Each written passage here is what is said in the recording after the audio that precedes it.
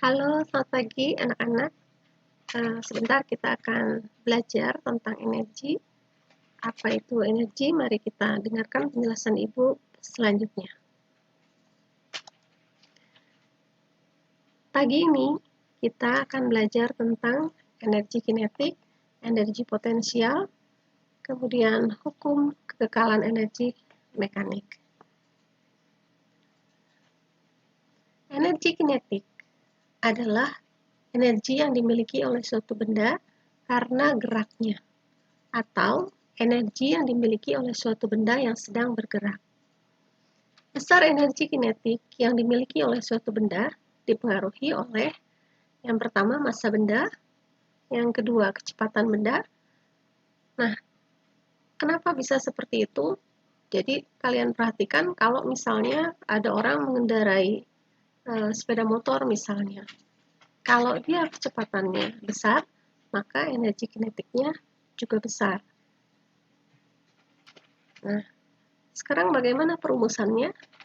Nah, energi kinetik dirumuskan secara matematis adalah setengah mv kuadrat, di mana tadi m-nya adalah massa benda dengan satuan kilogram dan kecepatan benda dalam satuan meter per sekon.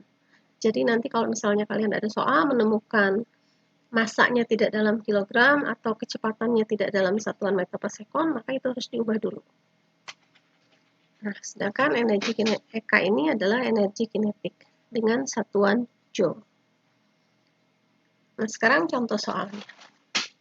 Sebuah mobil bergerak dengan kecepatan 20 meter per sekon. Jika massa mobil adalah 1.500 kg, hitunglah energi kinetik mobil tersebut. Seperti biasa, kita akan tuliskan dulu diketahui dan ditanyakan. Diketahui dari soal tadi massa mobil atau M adalah 1.500 kg dan kecepatannya atau V 20 meter per sekon. Yang ditanyakan adalah berapa besar energi kinetiknya atau EK. Nah, kita sudah dapatkan rumusnya, kita tulis dulu energi kinetik atau EK sama dengan setengah mv kuadrat. Karena di sini massanya sudah dalam kilogram, kecepatannya juga sudah dalam meter per sekon, jadi tidak perlu kita ubah lagi, kita langsung masukkan dalam rumusnya. EK sama dengan setengah mv kuadrat. Setengah dikali 1.500 kg dikali 20 meter per sekon dikuadratkan.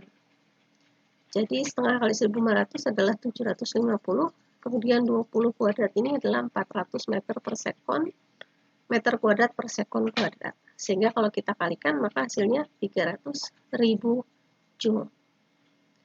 Nah, berikutnya kita akan belajar tentang energi potensial. Energi potensial itu adalah energi yang dimiliki oleh suatu benda karena posisinya atau karena kedudukannya terhadap titik acuan tertentu. Nah, besar energi potensial yang dimiliki oleh suatu benda dipengaruhi oleh massa benda, kemudian percepatan gravitasi, dan ketinggian. Sehingga secara matematis perumusan energi potensial adalah EP sama dengan mgh, di mana M yang ini tadi adalah massa benda, G-nya percepatan gravitasi, dan H-nya adalah ketinggian. Nah, berikutnya, contoh soal. Buah apel bermassa 150 gram tergantung di pohon dengan tinggi 2 meter dari atas tanah. Bila percepatan gravitasi di tempat itu adalah 9,8 meter per sekon kuadrat, hitunglah energi potensial yang dimiliki buah apel tersebut. Seperti biasa, kita tuliskan dulu diketahui dan ditanyakan. Nah, kemudian baru kita jawab. Kita lihat di sini rumusnya adalah M kali G kali H. Dari soal diketahui massa apel adalah 150 gram. Nah, ini harus kita ubah dulu ke dalam satuan kilogram. Jadi 150 gram itu sama dengan 0,15 kilogram. Kalau gravitasinya sudah benar, satuannya tidak perlu kita ubah. Ketinggiannya juga sudah dalam meter. Jadi tinggal kita masukkan angkanya, energi potensial sama dengan M kali G kali H. Atau 0,15 kg kali 9,8 meter per sekon kuadrat dikali 2 meter. Sama dengan 2,94 Joule. Nah, sekarang kita akan membahas tentang hukum kekekalan energi mekanik. Menurut hukum kekekalan energi mekanik itu adalah jumlah energi potensial dan energi kinetik suatu benda, atau EM sama dengan EP ditambah EK. Nah, jika tidak ada gaya lain yang bekerja pada suatu benda, maka jumlah energi potensial dan energi kinetik suatu benda selalu tetap atau konstan. Nah, perhatikan gambar berikut ini. Nah, ini ada pohon kelapa, ya. Ada buah kelapa jatuh dari pohonnya setinggi 4 meter. Jadi ketika dia baru jatuh dari pohon ini, itu ketinggiannya di titik A ini adalah 4 meter. Kemudian dia jatuh sampai pada posisi B dengan ketinggian 2 meter di atas tanah. Kemudian dia jatuh sampai di tanah pada posisi C. Nah, dari gambar tersebut, maka sesuai dengan hukum kekekalan energi mekanik, maka besar energi mekanik di tiap posisi di A, di B, dan di C itu selalu sama. Atau energi mekanik di A atau EMA sama dengan energi mekanik di B atau EMB sama dengan energi mekanik di C atau EMC. Nah, pada posisi di A ini, di A, itu energi potensialnya adalah maksimum. Kenapa maksimum? Karena ini dia paling tinggi posisinya. Jadi posisi A ini paling tinggi bila dibandingkan dengan B atau bila dibandingkan dengan C. Tapi energi kinetiknya itu sama dengan 0. Jadi energi kinetik di buah kelapa pada posisi A ini itu 0. Kenapa 0? Karena dia baru mau akan jatuh. Jadi kecepatannya masih 0. Tadi kan kita sudah belajar energi kinetik itu energi yang dipengaruhi, energi yang dimiliki benda karena geraknya. Jadi di posisi A ini dianggap dia belum bergerak. Jadi kecepatannya masih 0. Sehingga energi potensialnya maksimum karena dia paling tinggi. Ingat, energi potensial itu kan M kali G kali H. Karena dia paling tinggi, maka energi potensialnya paling tinggi atau maksimum. Sedangkan energi kinetiknya sama dengan 0 karena dia masih diam atau tidak bergerak. Sedangkan kita lihat yang di C dulu di sini, di posisi C. Kalau di posisi C, energi potensialnya itu 0. Kenapa 0? Karena dia bendanya ini sudah sampai di tanah. Jadi dianggap sesaat sebelum menyentuh tanah ini H-nya sama dengan 0 sehingga energi potensialnya juga 0. Sedangkan energi kinetiknya maksimum. Jadi sesaat sebelum dia menyentuh tanah itu kecepatannya maksimum. Sehingga energi kinetiknya juga maksimum. Nah, sekarang kita lihat jadinya. Energi mekanik di A itu EPA ditambah EKA. Karena EKA-nya ini sama dengan 0, sehingga energi mekanik di A itu sama dengan energi potensial di A. Sedangkan kalau di B itu dua-duanya ada. Energi kinetiknya ada, energi potensial juga ada. Sedangkan kalau di C ini energi potensialnya 0. Kenapa? Tadi ya, dianggap dia sudah hampir mendekati tanah sehingga ketinggiannya dianggap 0. Sehingga energi mekanik di C itu sama dengan energi kinetik di C. Gitu ya, cukup jelas ya. Baiklah, kita akan lihat contoh soalnya. Nah, tadi Ibu masih gunakan soal yang sama supaya lebih paham. Kita akan lihat contoh soal berikut ini. Perhatikan gambar ini ya. Jika massa buah kelapanya adalah 3 kilo dan percepatan gravitasinya adalah 10 Newton per kilogram, tentukanlah besar energi kinetik di titik B. Lihat ya, energi kinetik di titik B.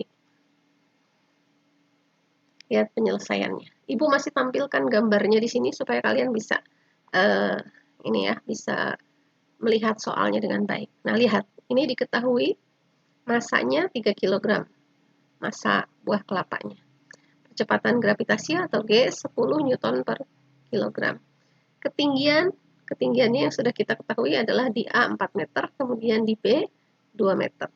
Ditanyakan berapa energi kinetik di titik B.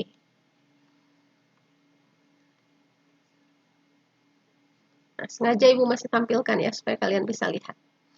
Nah, kita mulai dari posisi benda ketika berada di A. Tadi sudah dikatakan bahwa ketika di A ini, itu yang maksimal adalah energi potensialnya, kinetiknya 0, karena dianggap dia belum jatuh, sesaat sebelum jatuh, kecepatannya masih 0. Sehingga energi mekanik di A itu sama dengan energi potensial di A. Tadi sudah dijelaskan energi potensial itu rumusnya M kali G kali H.